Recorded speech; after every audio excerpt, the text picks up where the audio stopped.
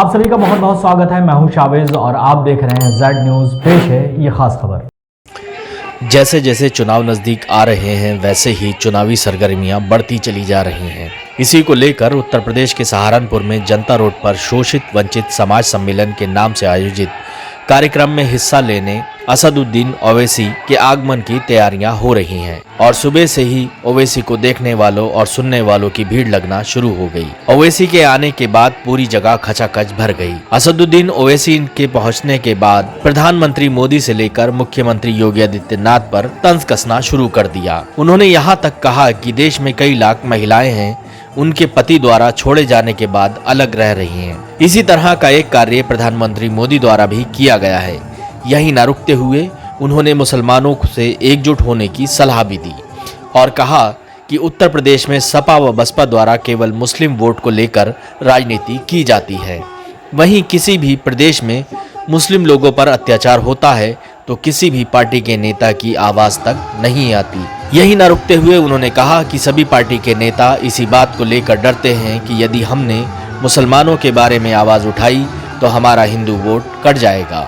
आगे उन्होंने क्या कहा आइए आपको दिखाते हैं। Bureau report Z news. मैं आपको हकीकत बता रहा हूँ। मैं आपके सामने खड़े होकर कोई सब्ज़बार नहीं दिखा रहा हूँ। मैं कोई जादूगर नहीं हूँ। मैं भी एक इंसान हूँ जिसमें बहुत सी कमजोरियां हैं, मगर अल्लाह ने जो मुझे काबिलियत दी, जो अल्लाह ने मुझे सोचने और समझने का सलीका सिखाया, जो मैंने अपने बुजुर्गों के पैरों के पास बैठकर दीन और सियासत को सीखा, मैं उस तजुर्बे की बुनियाद पर आपके दरमियान में खड़े होकर अपने दिल में छुपे हुए गम को आपके सामने रख रहा हूं कि भारत के मुसलमानों को एक सियासी ताकत बनना पड़ेगा, तभी भारत मजबूत होगा, तभी भारत की जमहूरियत मजबूत होगी, तभी मुसलमानों से इंसाफ होगा।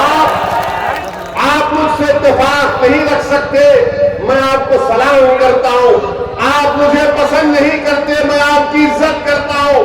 इस कौम के सामने, भारत के मुसलमानों के सामने असदुद्दीन ओवैसी की कोई अहमियत नहीं है, मगर मैं जो कुछ कह रहा हूं, जो कुछ मेरी दीवानगी अपनी जबान से आपके सामने कह रही है, इस दीवाने की चंद बातों पर गौर कर लो। इस दीवाने की चंद बातों पर गौर करो ठंडे दिल से और अल्लाह से दुआ करो कि परवरदिगार, अगर ये शख्स सच बोल रहा है तो हमारे दिल में मिलने से इत्तेहादुल मुस्लिमीन की मोहब्बत पैदा कर दे।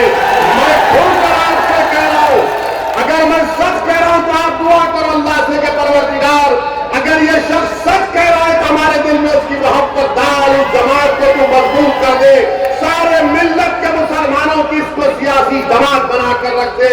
मेरे अजीज दोस्तों और बुजुर्गों, ये बात आपको समझना है। हमारे मुल्क को आजाद होकर 75 साल हो गए।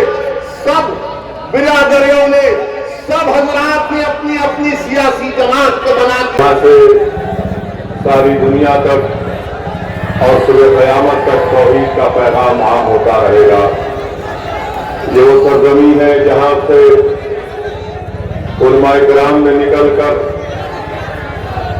जहालत का और शिर्क का खात्मा किया। ये वो सरजमीन है मेरे अज़ीज़ान मिल्लत जहां से अंग्रेजों के खिलाफ बगावत का ऐलान किया गया था। ये वो सरजमीन है जहां से हमारे मौजूद उलमाए किराम ने अंग्रेजों को इस मुल्क से गुलामी से आजाद कराने के लिए अंग्रेजों के खिलाफ जिहाद का फतवा दिया। तो ये मेरे लिए बड़ी खुशकिस्मती है और मेरे लिए बड़ी अच्छी बात है कि मैं आज यहाँ पर आपके दरमियान में आया हूँ। मैं शुक्रगुजार हूँ उन तमाम जिम्मेदारों का जिन्होंने इस जलसे को कामयाब करने के लिए बड़ी मेहनत की, और आपका यहाँ पर मौजूद रहना इस बात का पैगाम देता है कि इंशाअल्लाह ताला उत्तर प्रदेश में मुसलमानों में एक नई तब्दीली पैदा हो चुकी है और इंशाअल्लाह ताला उत्तर प्रदेश में अब के बाद इंशाअल्लाह ताला मुसलमान अपनी एक सियासी क़यादत को बनाएंगे اور مسلمان متحد ہو کر اپنے ووٹ کا استعمال مجلس اتحاد المسلمین کے حق میں کریں گے۔ میرے عزیز دوستوں اور بزرگوں، میں آپ سے یہ گزارش کرنے آیا ہوں کہ اتر پردیش کی سیاست آپ مجھ سے اچھا جانتے ہیں۔ پچھلے 50-60 سال سے مسلمانوں نے اتر پردیش نے ضرور بھارت کی جمہوریت کو اور اتر پردیش کی جمہوریت کو مضبوط کیا۔ ہمارے بزرگوں نے بھارت کی جمہوریت کو مضبوط کرنے کے لیے اپنا خون پسینہ بہایا، ہم نے اپنے ووٹ کا استعمال کیا اور ہم نے مختلف سیاسی پارٹیوں کو اقتدار سے نوازا۔ برسوں آپ نے کانگریس کا ساتھ دیا، اس کے بعد چودھری چرن سنگھ نے لوکدل بنائی، آپ نے ان کا بھی ساتھ دیا۔ پھر اس کے بعد سماجوادی پارٹی اور بہوجن سماج پارٹی کو آپ نے ووٹ دے کر کامیاب کیا۔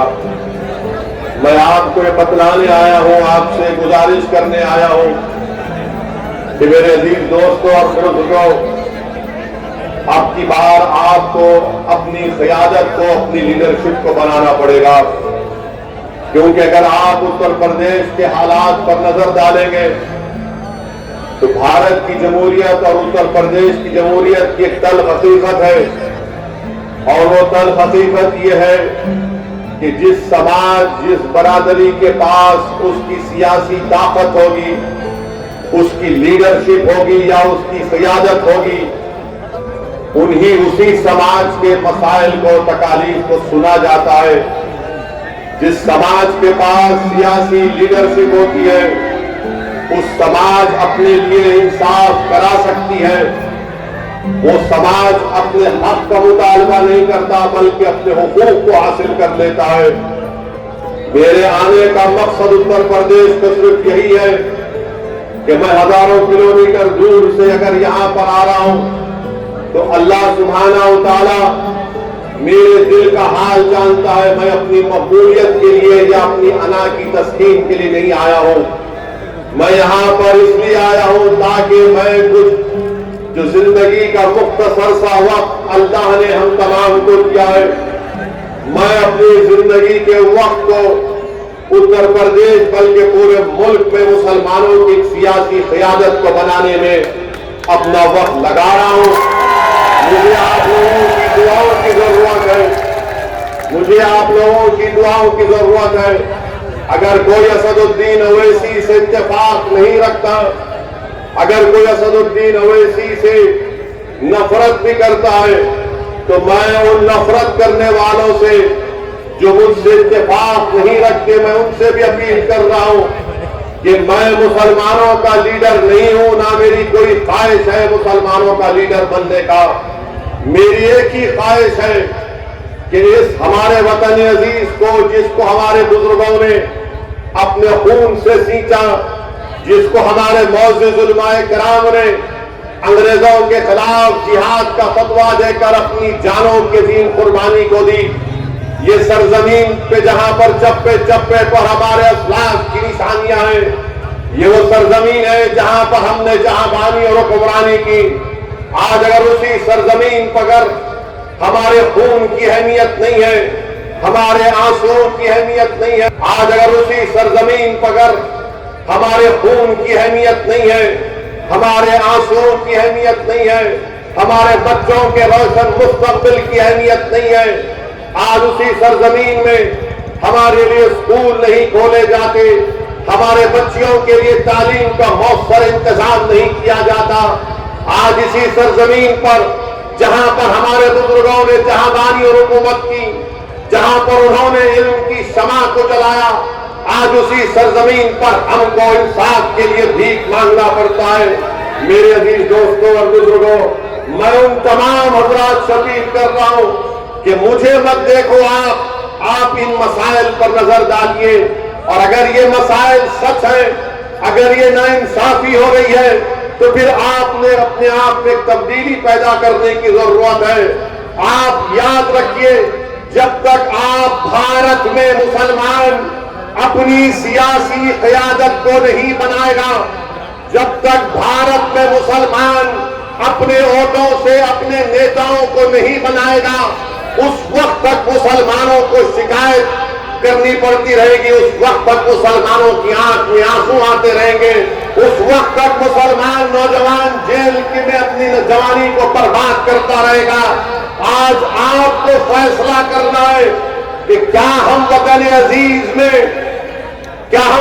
عزیز میں بھیک مانگیں گے، کیا ہم وطن عزیز میں نام نہاد سیکولر پارٹیوں کے ان کے دفتر پر جا کر ان سے بھیک مانگیں گے کہ ہم کو ہمارا حق دو. میں آپ کو صرف ایک ہی بات بتانے آیا ہوں کہ ہم کو اگر بھیک مانگنا ہے تو اللہ سے مانگنا ہے. اللہ ہمارے لیے کافی ہے، اللہ ہمارے لیے کافی ہے. حسبنا اللہ ونعم الوکیل. اگر ہم کو اپنا حق حاصل کرنا ہے، متحد ہو جاؤ، اپنے اپنے مسلک پر ضرور چلو، مگر یاد رکھو، میں بار بار اس بات کو کہہ رہا ہوں کہ یہ ملک ہمارا ہے اور ہمارا رہے گا، مگر ہمارے اس ملک میں جو اندھیرا چھا چکا ہے، یہ رات بڑی لمبی رہنے والی ہے. میں آپ کو مایوس کرنے کے لیے نہیں کہہ رہا ہوں، میں آپ کو حقیقت بتا رہا ہوں. میں آپ کے سامنے کھڑے ہو کر کوئی سبزبار نہیں دکھا رہا ہوں، میں کوئی جادوگر نہیں ہوں، میں بھی ایک انسان ہوں جس میں بہت سی کمزوریاں ہیں، مگر اللہ نے جو مجھے قابلیت دی، جو اللہ نے مجھے سوچنے اور سمجھنے کا سلیقہ سکھایا، جو میں نے اپنے بزرگوں کمیشن میں انکوائری کمیشن میں یہ بات ثابت ہو گئی کہ ساورکر گاندھی کے قتل میں کانسپریسی میں شامل تھے. آپ کیسا کریں گے جو گاندھی کے مرڈر میں کانسپریٹر، اس کا نام کیسا رکھیں گے؟ چلیے اچھا یہ بتائیے کہ کانگریس کے اس میں نماز پڑھنے کے لیے پرمیشن نہیں لینی پڑتی تھی سڑک پر، ہائیوے پر. دیکھیے پورے دیش میں، گڑگاؤں میں، خاص طور سے گڑگاؤں میں پولیس دے رہی ہے پرمیشن. بی جے پی کے لوگ کیوں پروٹیسٹ کر رہے ہیں؟ وہ خود کر رہے ہیں گڑگاؤں میں.